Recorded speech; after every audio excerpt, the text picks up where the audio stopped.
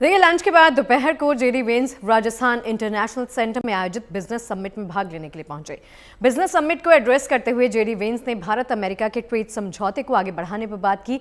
साथ ही उन्होंने प्रधानमंत्री मोदी को भारत के व्यापारिक हितों के लिए टफ नेगोशिएशन करने वाला नेता भी बताया।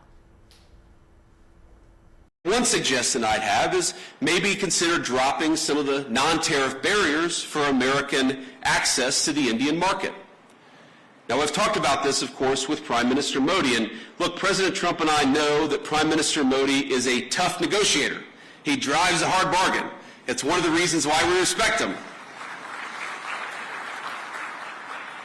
And we don't blame Prime Minister Modi for fighting for India's industry. But we do blame American leaders of the past for failing to do the same for our workers. And we believe that we can fix that to the mutual benefit of both the United States and India. Let me give an example. American ethanol, we believe made from the finest corn in the world, can play a tremendous role in enhancing our partnership. उपराष्ट्रपति JD Vance ने Bharat America के बीच में defence partnership को आगे बढ़ाने की बात भी की। उन्होंने कहा कि अमेरिका का F-35 फाइटर प्लेन भारतीय वायुसेना को अभूतपूर्व ताकत दे सकता है, इसीलिए भारत को इस पर विचार भी करना चाहिए। We actually feel that India has much more to gain from its continued defense partnership with the United States, and let me sketch that out a little bit. We, of course, want to collaborate more. We want to work together more, and we want your nation to buy more of our military equipment, which, of course, we believe is the best in class. American fifth-generation F-35s, for example, would give the Indian Air Force the ability to defend your airspace and protect your people like never before. And I've met a lot of great people from the Indian Air Force just in the last couple of days. India, like America, wants to build. And that will mean that we have to produce more energy. और चलिए, इस पर ज्यादा बातचीत करने के लिए सीधे जयपुर से हमारे सहयोगी देव अंकुर हमारे साथ जुड़ गए हैं। सीधा उन्हीं का रुख कर लेते हैं। देव अंकुर, आपसे ये समझना चाहूंगी कि अभी इससे आगे का कार्यक्रम कैसे जेडी वेंस का बढ़ने वाला है, कहां-कहां वो जाने वाले हैं, कौन-कौन से एक्साइटिंग स्पॉट्स हैं जो उनकी लिस्ट में शामिल हैं? देखिए शगुफ्ता, कुछ बातें तो आप बता चुकी हैं, जैसे कि राज्यपाल हरिभाऊ बागड़े से उनके मुलाकात का प्रोग्राम प्रस्तावित है। मुख्यमंत्री भजनलाल शर्मा से मिलने का उनका प्रोग्राम प्रस्तावित है।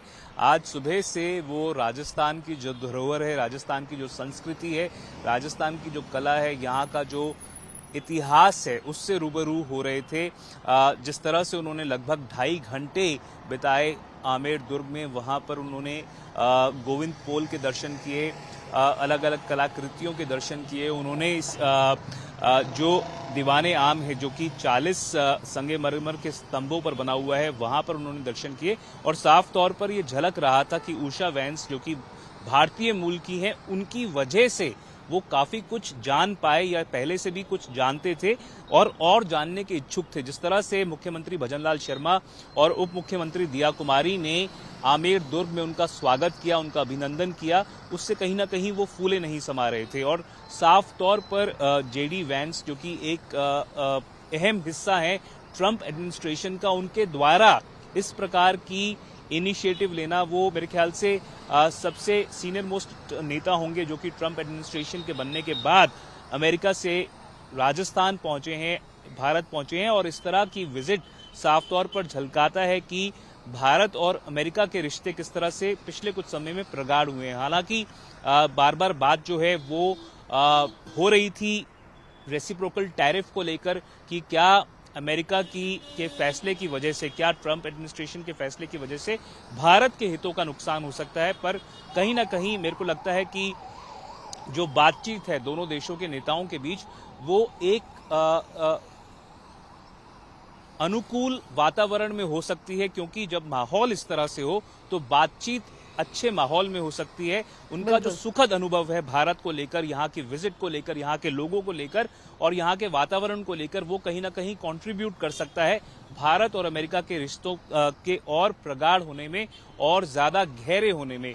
और आने वाले समय में ये जो उनकी विजिट है वो बता सकता है टैरिफ और व्यापार समझौता, ये दोनों अहम बातें तो हैं ही दोनों देशों के बीच में, और कहा जा रहा है कि पॉजिटिविटी दिखाई देगी इन दोनों चीजों पर डिस्कशन आगे बढ़ती है।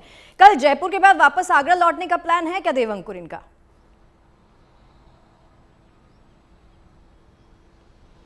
देखिए, जयपुर से आगरा जाएंगे वो, उनका सुबह का कल जयपुर से आगरा जाने का प्रोग्राम है। वहां पर 3 घंटे ताजमहल परिसर में उनका बिताने का प्रोग्राम है। वहां पर 3 घंटे बिताने के बाद दोपहर 2 बजे के बाद वो जयपुर वापस आएंगे। उनके जयपुर आने के बाद उनका सिटी पैलेस जाने का प्रस्तावित कार्यक्रम है। वो उप मुख्यमंत्री दिया कुमारी, जो कि जयपुर रियासत की पूर्व राजकुमारी हैं, उनसे मुलाकात कर सकते हैं। उनका जो पूरा प्लान है वो जयपुर में और ज़्यादा अच्छी तरह से बेहतर तरीके से भारत की संस्कृति को समझने का है। उसके बाद 24 तारीख को सुबह 6:30 बजे उनका वॉशिंगटन के लिए उड़ान भरने का प्रस्तावित कार्यक्रम है। और साफ तौर पर भारत को समझने के लिए, भारत की धरोहर को समझने के लिए और खास तौर पर उसमें राजस्थान को समझने के लिए मेरे को लगता है दौरा जो है उनका वो एक अहम भूमिका निभा सकता है। जी, चलिए देव अंकुर, बहुत बहुत शुक्रिया इस पूरी बातचीत को हमारे साथ साझा करने के लिए। शुक्रिया।